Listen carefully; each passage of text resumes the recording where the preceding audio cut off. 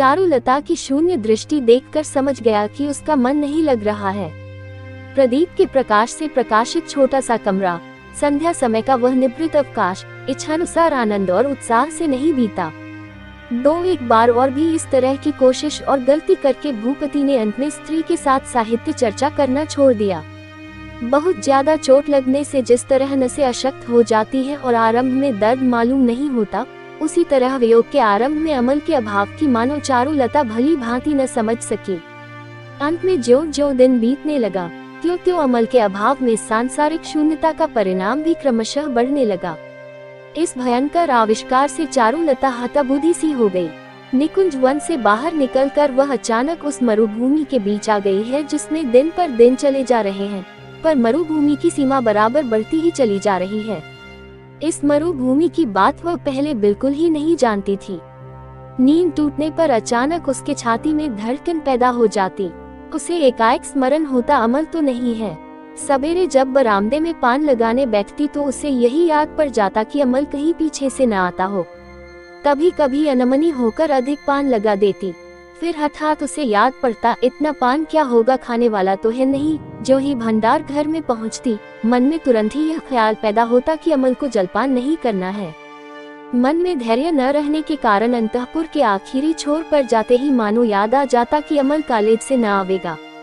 कोई नई पुस्तक, नए लेख, नई कविता, नई समालोचना, नए कौतुक के लिए किसी की प्रतीक्षा करने की जरूरत नहीं है।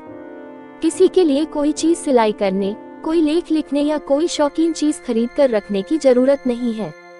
अपने असहनीय कष्ट और मन की चंचलता से चारुलता स्वयं ही आश्चर्य में पड़ गई। मानसिक पीड़ा के अनवरत कष्टों से उसके मन में भय पैदा हुआ। मन ही मन वह केवल यही प्रश्न करने लगी, क्यों इतना कष्ट क्यों हो रहा है?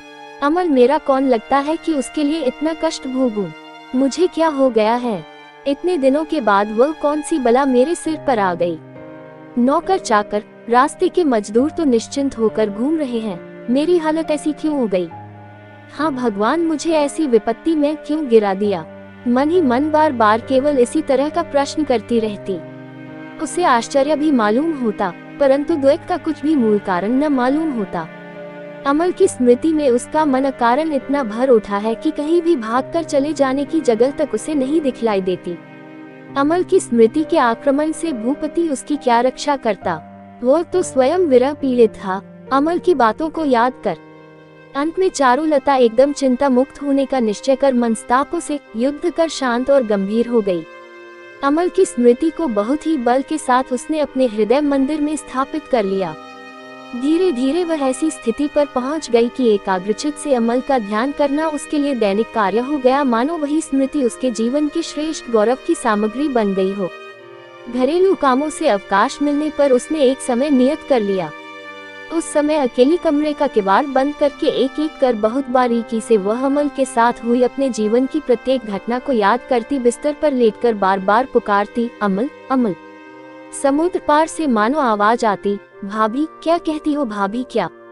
चारुलता भींगी हुई आंखें बंद कर कहती, अमल तुम नाराज होकर क्यों चले गए?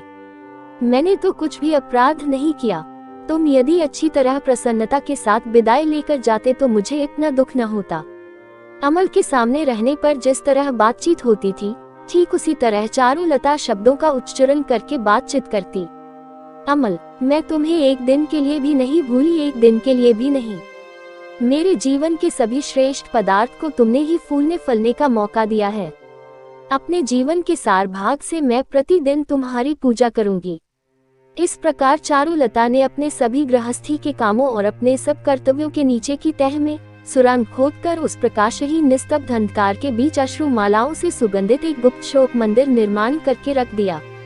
यहाँ उसके पति या दुनिया के और किसी आदमी का कुछ भी अधिकार नहीं रहा। वो स्थान जितना ही गुप्त है, गंभीर भी उतना ही है, उतना प्रिय भी है। उसी के दरवाजे पर वह संसार के सभी बाह्य स्वरूप का त्याग कर अपने अनावृत आत्म स्वरूप में प्रवेश करती है और वहां से निकलकर अपने मुंह पर आवरण डालकर दुनिया के हास्यालाप और क्रियाकर्म की रंगभूमि के बीच आकर उपस्थित हो जाती है। इस तरह अपने मन के साथ द्वंद्व करना छोड़कर चारुलता ने अपने वृहत विषाद के बीच से एक प्रकार की शांति को अपना लिया और एकाग्रभाव से पति भक्ति और पति सेवा में निमग्न हो गई। भूपति जब नींद में विमोर रहता तब चारुलता धीरे धीरे उसके पैरों के नीचे माथा रखकर पैरों की धूली अपने ललाट पर चढ़ा लेती। सेवा शुश्रूषा में या घर के अन्य कार्यों में वह पति की छोटी सी छोटी इच्छा को भी असंपूर्ण नहीं रखती थी।